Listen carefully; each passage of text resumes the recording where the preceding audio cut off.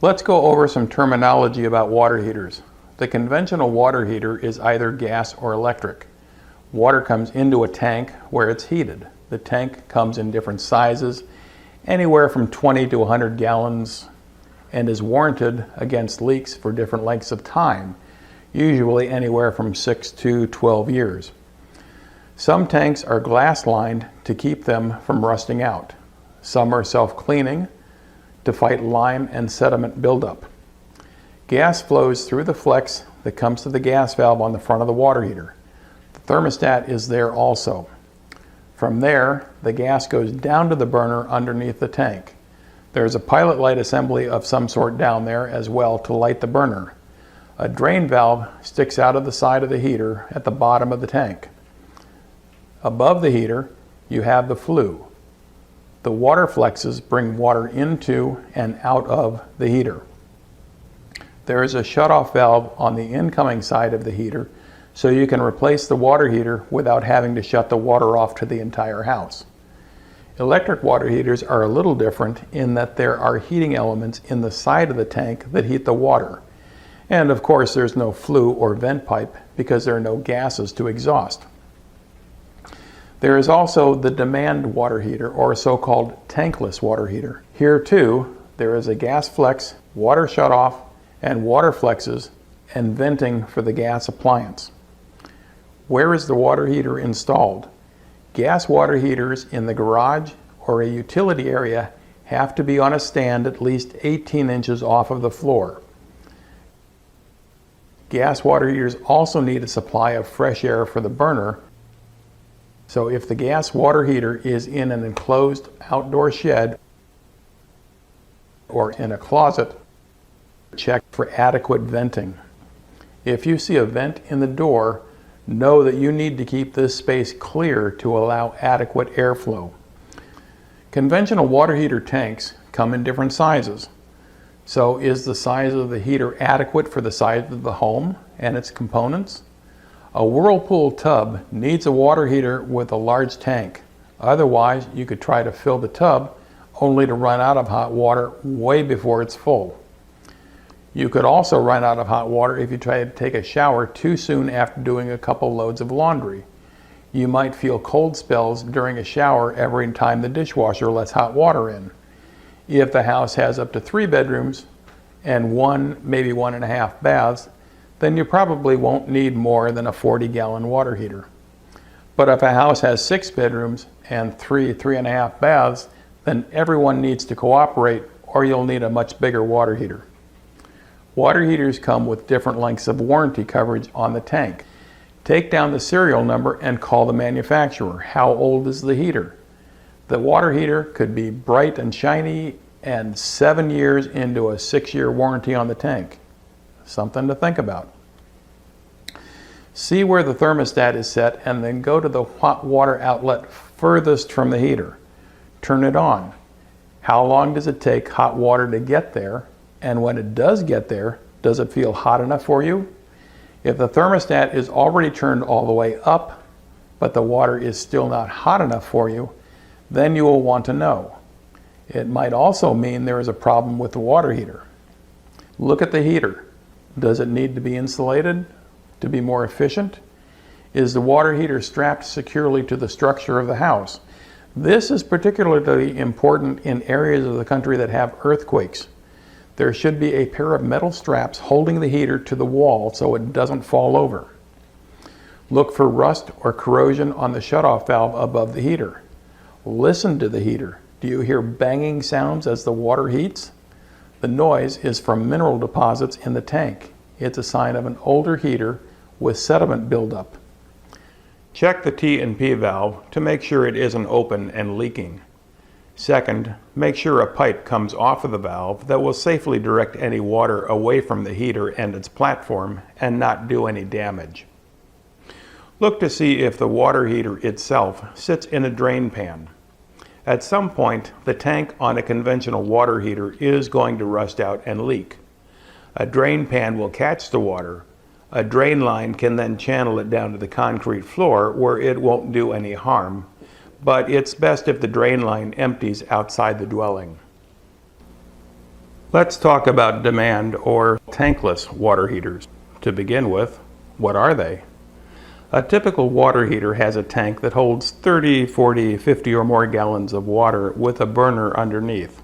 You set a thermostat to monitor the temperature of the water. The burners cycle on and off to heat the water, yes, but also to keep those 30, 40, 50 or however many gallons of water at your set temperature. Two things about this. First, the tank water heater maintains that constant temperature 24 hours a day, 365 days a year. Second, the tank is only so big, and as anyone with a family or even just a big bathtub knows, you can run out of hot water. On the other hand, true to its name, the demand or tankless water heater doesn't have a tank. Instead, it sits there waiting until you turn something on, faucet, shower, dishwasher. Then it comes on to make hot water and keeps making hot water for as long as you have that faucet or whatever turned on. You turn the faucet off, the demand water heater shuts off. Your gas or electric bill goes down because the tankless water heater comes on only when you actually use hot water. And since it runs for as long as something is turned on, you can run the dishwasher, do the laundry, and then still go on to fill the bathtub as deep as you want without running out of hot water. A demand water heater performs differently than the conventional tank water heater though. To begin with, the tankless water heater comes on only when the demand is enough to trigger a switch in the heater. So it doesn't matter how long you run that faucet, you are not likely to get just a trickle of hot water because the low flow probably isn't going to fire up the demand water heater in the first place. You need to turn the hot water on, and if it's too hot, some manufacturers recommend turning the cold water up rather than turning the hot water down. Next, there's something called a cold sandwich. Run the water at a faucet or shower and it will get hot. Turn the water off and the demand water heater shuts off. Turn the hot water back on and yes, the demand water heater will start making hot water again. But it was going at 60 miles an hour, you turned it off and it came to a dead stop. It will again go at 60 miles an hour, but it might take a few seconds to get back up to speed, so to speak.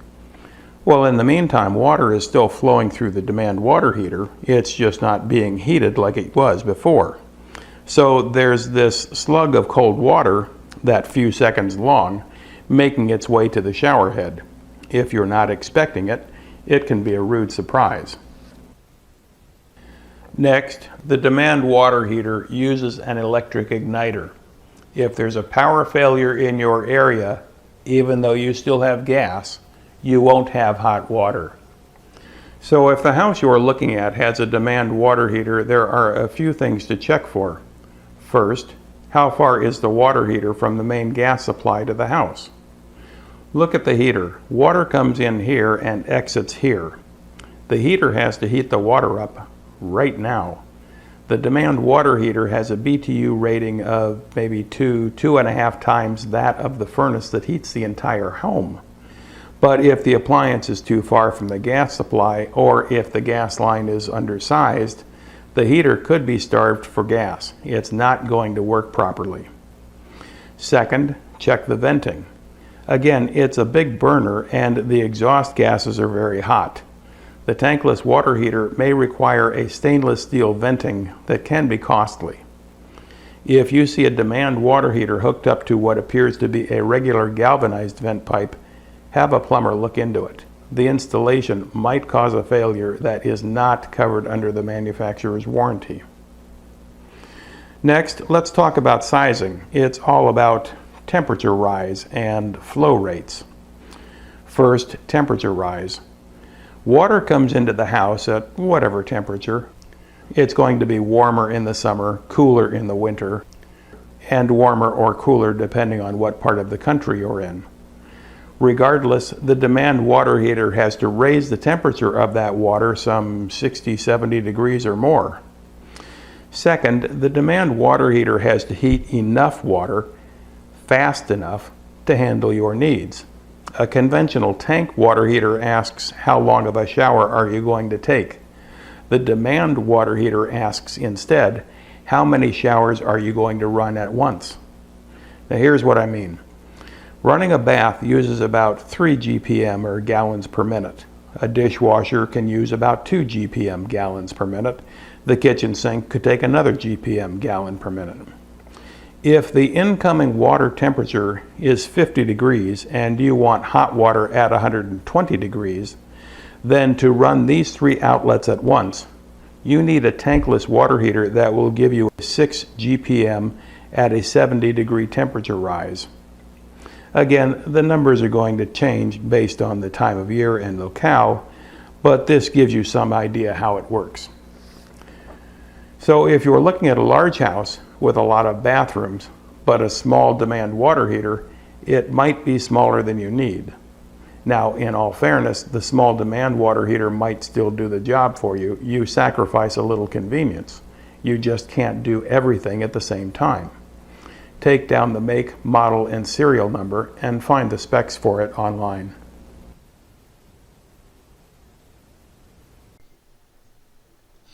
I've got a lot more great stuff for you at houseiq.information. If you like what you've seen so far, do me a favor and tap the subscribe button so you don't miss future videos. And click the link to watch some more great stuff right now.